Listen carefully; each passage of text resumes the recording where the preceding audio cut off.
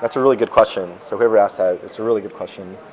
The really funny story about that question is that was actually an idea that me and Malcolm were throwing around before we started Skillshare. So an idea we had, which was an idea we probably played around with for about 6 months. We never really built it. We just talked about it a lot, which is creating an alternate currency. So you would have, real money where you could buy goods and services like your rent and food. And then we wanted to create a barter economy where it really revolved around the goodwill of people and people actually doing favors for other people. So for example, if I helped out John and I might have done a favor for him, he would pay me in this currency, and then I could pay someone else to do a favor for me as well. Just through doing user testing, we found out that was really, really, really complicated for people to grasp as a concept.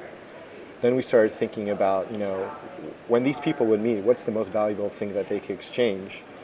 And then that's when we started talking about knowledge and skills. That literally paved the road to what eventually became Skillshare.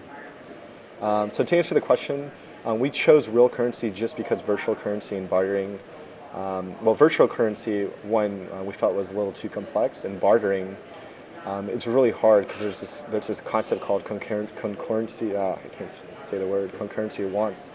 Basically means I'll trade my red bike for your 14 bananas, and it has to be a perfect match. And the majority of the time, those matches aren't perfect, which is why money was created.